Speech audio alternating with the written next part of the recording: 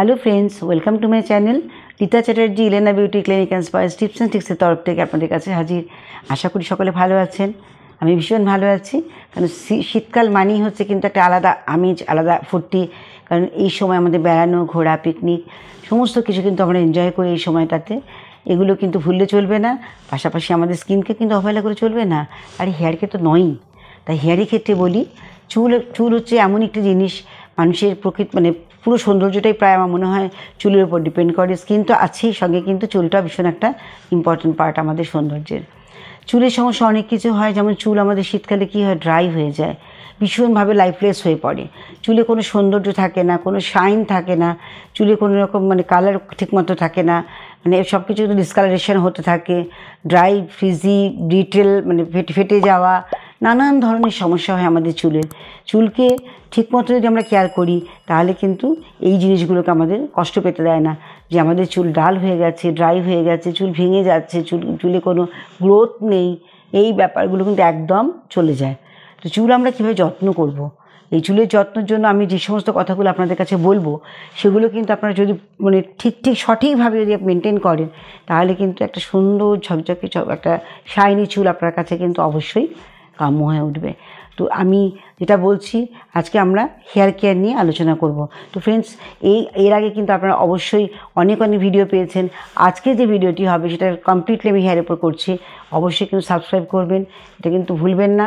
তাহলে কিন্তু এই ধরনের ছোটো ছোটো ভিডিও আপনাদের কাছে কিন্তু সবসময় আসতে থাকবে, নোটিফিকেশান পেতেই থাকবেন। যার জন্য আপনাদের একটা কথাই বলা, যে সাবস্ক্রাইব করুন আর এনজয় করুন। প্রথম আমি বলবো যে চুলের যত্ন কিভাবে করব। শীতকাল মানে হচ্ছে, আমি বারবার একটা কথা বলি, যে আমাদের কিন্তু ওয়েদার প্রচণ্ড ড্রাই হয়ে যায়, আর ড্রাই হওয়ার জন্যই আমাদের চুলে কোনো ময়েশ্চার থাকে না। যারা চুল খুলে এনজয় করতে ভালোবাসেন বা পছন্দ করেন, তাদের জন্য কিন্তু অবশ্যই মেনটেন করা দরকার। অন্তত সপ্তাহে 3 দিন আপনারা অয়েল ম্যাসাজ করবেন। অনেকেই বলবেন যে অয়েল লাগালে চুল পড়ে যায়, এটা কিন্তু একদম ভুল ধারণা। কারণ যে চুলগুলো আপনার আলগা হয়ে রয়েছে, যে চুলগুলো আপনার হয়তো আলগা হয়ে রয়েছে, সেগুলো আপনারা পড়বেই। সে আজকে পড়ুক আর কাল পড়ুক, শ্যাম্পু করতে গিয়ে পড়তে পারে, অয়েল ম্যাসাজ করতে গেলেও পড়তে পারে। বাট যে চুলগুলো রয়েছে বা ফার্দার যে সেলসগুলো অ্যাক্টিভেট করবেন, তার জন্য কিন্তু আপনাকে অয়েল ম্যাসাজ করতেই হবে। তো অয়েল ম্যাসাজ কী দিয়ে করবেন? কোনো ফ্রেগনেন্সযুক্ত অয়েল আমি পছন্দ একদম করি না। একমাত্র যেগুলো এসেনশিয়াল অ্যারোমা অয়েল যেগুলো রয়েছে বা বেস অয়েল রয়েছে, সেগুলো ছাড়া আদারওয়াইজ আর্টিফিশিয়াল ফ্রেগনেন্স যেগুলো বলছি, সেগুলো একেবারেই উচিত না ইউজ করা। আপনারা করবেন কি, ভার্জিন কোকোনাট অয়েল নেবেন, যেটা চুলের কালারটাকে ঠিক রাখতে সাহায্য করে। কারণ মেলানিন ডিপোজিট করে হচ্ছে কোকোনাট। আমরা সাউথে দেখেছি, সাউথ ইন্ডিয়ানরা প্রচণ্ড ব্ল্যাকিশ কালার হয়, এবং তারা কিন্তু নারকেল তেল মাখতেই ভালোবাসে, কোকোনাট অয়েলটাই তারা প্রেফার করে। তো কোকোনাট অয়েল আমাদের মেলানিনটাকে ডিপোজিট করে, যেটা আমাদের ইন্ডিয়ান হেয়ারের জন্য ভীষণ দরকার। আমরা ব্ল্যাক চুল দেখতে ভালোবাসি, তার মধ্যে আমরা একটু কিছু আর্টিফিশিয়াল কালার করলাম, সেটা আলাদা কথা, কিন্তু ব্ল্যাক চুল দেখতে আমরা প্রত্যেকেই পছন্দ করি, ম্যাক্সিমামই বলছি আমি। তো এখানে কোকোনাট অয়েলের সঙ্গে আপনারা ক্যাস্টর অয়েল মিক্স করবেন। যদি কোকোনাট অয়েল 3 ভাগ হয়, 1 ভাগ হবে হচ্ছে ক্যাস্টর অয়েল। এই অয়েলটাকে দিয়ে খুব ভালো করে আপনারা হেড ম্যাসাজ করবেন, একদম স্ক্যাল্প থেকে এন্ডস পর্যন্ত খুব ভালো করে অয়েলিং করবেন, সপ্তাহে 3 দিন করে। আর তারপরে আপনার চুলের উপযুক্ত শ্যাম্পু ইউজ করবেন। কারো ড্রাই চুল, তাদের হয়তো অয়েলি হেয়ারের যে শ্যাম্পু, সেটা কখনোই ইউজ করবেন না।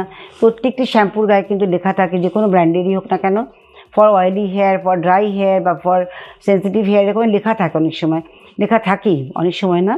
তো সেটা আপনাদের দেখে নিতে হবে। আপনার চুল যদি ড্রাই ফ্রিজি হয়, তাহলে আপনার ময়েশ্চার বেস শ্যাম্পু ইউজ করতে হবে। যদি আপনার চুল অয়েলি হয়, লিম্প হয়ে যায়, ভীষণ অল্পতে পেতে যায়, এভরিডে আপনাকে শ্যাম্পু করতে হয়, তাহলে আপনাকে ভলিউম শ্যাম্পু ইউজ করতে হবে। সেটা কিন্তু আমাদের ময়েশ্চারলেস যেটাকে বলছি, সেটা ইউজ করতে হবে। যাদের ড্যান্ড্রাফ আছে, ড্যান্ড্রাফের জন্য আপনারা ড্যান্ড্রাফ শ্যাম্পু ইউজ করছেন। তারপর লেন্থে কী হচ্ছে, যেহেতু ড্যান্ড্রাফ শ্যাম্পু আমাদের ময়েশ্চারলেস হয়, ডেফিনেটলি এর ময়েশ্চার বেশি থাকলে ড্যান্ড্রাফ চেপে যাবে, যার ফলে আমরা ময়েশ্চারলেস শ্যাম্পুটাকে ড্যান্ড্রাফ শ্যাম্পু ইউজ করতে বলি। তা যখন এটা ইউজ করছেন, তখন কিন্তু লেন্থ আপনাদের ড্রাই হয়ে যাচ্ছে। তো লেন্থের জন্য আপনাদের আলাদা করে কন্ডিশনার লাগাতে হবে, মাস্ক লাগাতে হবে। যে কন্ডিশনার বা মাস্ক কীভাবে লাগাবেন, খুব ভালো করে শ্যাম্পু করবেন। 2 বার করে শ্যাম্পু করতেই হবে। যত লেদার হবে তত যে ক্লিন হবে তা না। একদম স্ক্যাল্প থেকে খুব ভালো করে সার্কুলার মোশন থেকে এইভাবে ম্যাসাজ করবেন, ঘুরিয়ে একদম রিদিমে ম্যাসাজ করবেন, করে বেশি করে জল দিয়ে ওয়াশ করে ফেলবেন। তারপর সেকেন্ড টাইম আবারও করবেন, তখন একদম পুরো স্ক্যাল্প থেকে এন্ডস পর্যন্ত পরিষ্কার হয়ে যাবে। চুলটাকে দুটো ভাগ করে সামনে নেবেন, নিয়ে চুলটাকে এরকম ধরে জলটাকে চেপে ফেলে দিলেন। এবার আপনি মাস্ক নিলেন বা কন্ডিশনার নিলে খুব ভালো করে ইমালসিফাই করবেন।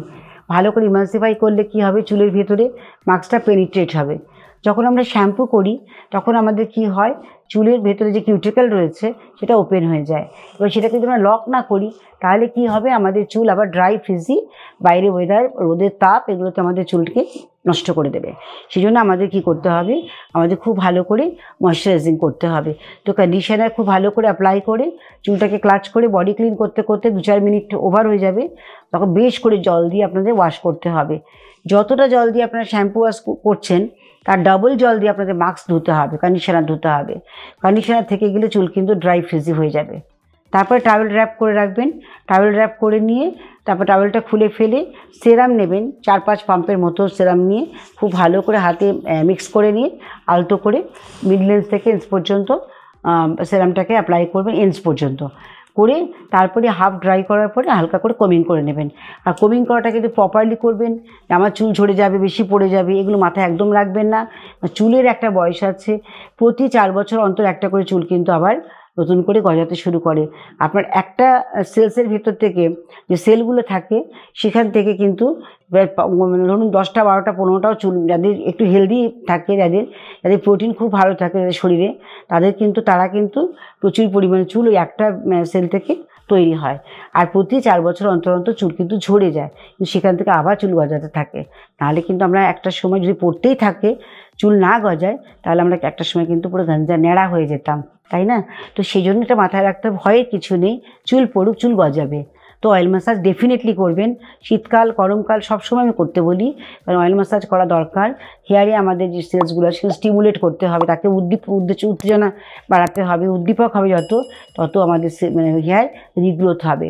তো তার সাইকেল তো রয়েছে, সেই অনুযায়ী আমাদের চুলটা পড়ছে, আবার হচ্ছে, এটা কিন্তু হতেই থাকবে। আর যদি আমরা প্রপার নিউট্রিশন না নিই, আমরা যদি প্রোটিন দিয়ে কিন্তু আমাদের ক্যারাটিন তৈরি হয়, চুলের ক্যারাটিন তৈরি হচ্ছে, তো সেই প্রোটিনটা যদি প্রপারলি আমরা যদি ইনটেক না করি, না খাই, তো প্রোটিন খাবার দাবার আমাদের খেতেই হবে, নাহলে আমাদের চুল কিন্তু থাকবে না। ল্যাক অফ প্রোটিন মানে হচ্ছে চুল কিন্তু একদম শেষ।